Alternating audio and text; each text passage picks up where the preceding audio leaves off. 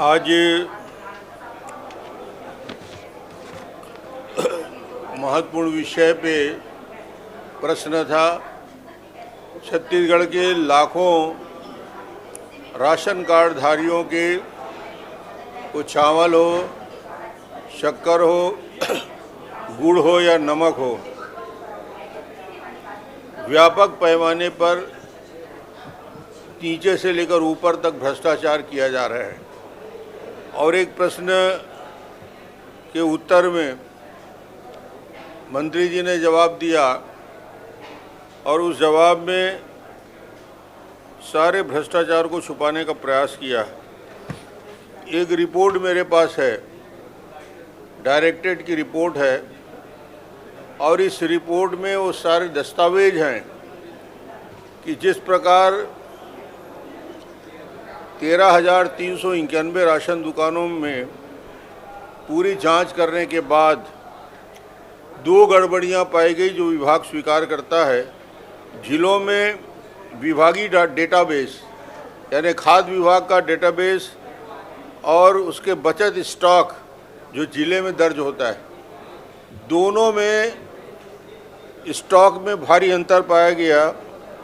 और स्टॉक का ये अंतर न केवल चावल में पाया गया बल्कि नमक में भी, गुड़ में भी। और चावल के बारे में बताना चाहता हूं, जो रिपोर्ट आई है संचालनालय में, जो कुल डाटाबेस यानी फूड डिपार्टमेंट के डाटाबेस में चावल की मात्रा देने वाली पाई गई है, 1,65,000 मेट्रिक टन। उसमें से जिले में जो दर्ज हुआ है, 1,65,000 में से जिले में 96,080 मेट्रिक टन जिले में पहुंचा। इसका मतलब है कि 1,65,000 में से 96,000 कम कर दें जो राशन दुकान के माध्यम से पहुंचा, 68,900 मेट्रिक टन चावल स्टॉक का हिसाब किताब राशन दुकान के पास या सरकार के पास नहीं है। यानी 68,000 मेट्रिक टन चावल पूरी तरीके से या तो राशन दुकान वालों ने या विभाग ने या नीचे से ऊपर तक भ्रष्टाचार करके इसमें गबन किया गया।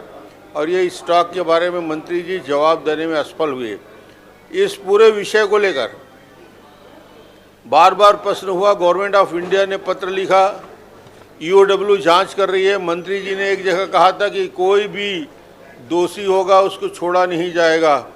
मगर जो आंकड़े सामने आ रहे हैं, जो 13 दिसंबर 2022 को विभाग ने जो जानकारी दी है, उस विभाग की जानकारी में 450 दुकान की सूची जारी की है। जो 450 राशन की दुकान है जिसकी सूची जारी की गई है, उनके पास 5,000 से लेकर 2,000 तक मेट्रिक टन चावल का स्टॉक है। उस राशन दुकान की कैपेसिटी 100 क्विंटल चावल रखने की है और उसके स्टॉक में 1,000 क्विंटल दिखाया जा रहा है। कहीं कहीं 10,000 क्विंटल चावल का स्टॉक भी पाया गया। जो 10,000 क्विंटल चावल राशन दुकान में कैसे रह सकता है, ये मुद्दा है। और इस मुद्दे में आज तक स्टॉक वेरिफिकेशन की इतनी मात्रा में चावल की अफरा तफरी की गई, ब्लैकमेलिंग की गई और मार्केट में बिक गया। ये करोड़ों रुपया का है। 150 से 200 करोड़ अकेले चावल के लेन देन में खरीदी हुई। उसी प्रकार गुड़ में, नमक में भी इस प्रकार की व्यापक भ्रष्टाचार हुआ। कुल मिला के मंत्री जी कह रहे थे कि ऐसा कोई प्रावधान नहीं है जिसमें हम इनको रेगुलेट कर सके। राज्य सरकार ने, जब हमारी सरकार थी तो कानून बनाया था, और ये कानून ऐसे बनाया था कि अतिशेष स्टॉक जो बचा हुआ चावल है, बचा हुआ नमक है, बचा हुआ गुड़ है, शक्कर है, उसका स्टॉक का वेरिफिकेशन होगा। और स्टॉक के वेरिफिकेशन होने के बाद अगले महीने का जब चावल और देंगे तो उसमें उसको समाहित करने के लिए एक पत्र जारी करना पड़ेगा। और उस पत्र में उसका विवरण जारी किया जाएगा कि मेरे दुकान में 200 क्विंटल चावल शेष है।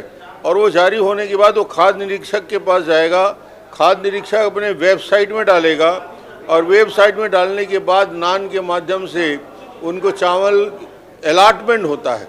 तो कुल मिला के फूड इंस्पेक्टर की भूमिका, राशन दुकान की भूमिका और जो डाटाबेस में गड़बड़ी की जा रही है, पूरी की पूरी भ्रष्टाचार का एक लिंक है। इसलिए आज इस मुद्दे को लेकर काफ़ी हंगामा भी हुआ और हमने विधायकों के जांच दल से जांच करने की मांग की थी, जेपीसी की मांग की थी। विधायक दल के लोग यदि इसको जांच करेंगे तो पूरे प्रदेश में जो व्यापक भ्रष्टाचार हुआ है उसको बेनकाब किया जा सके।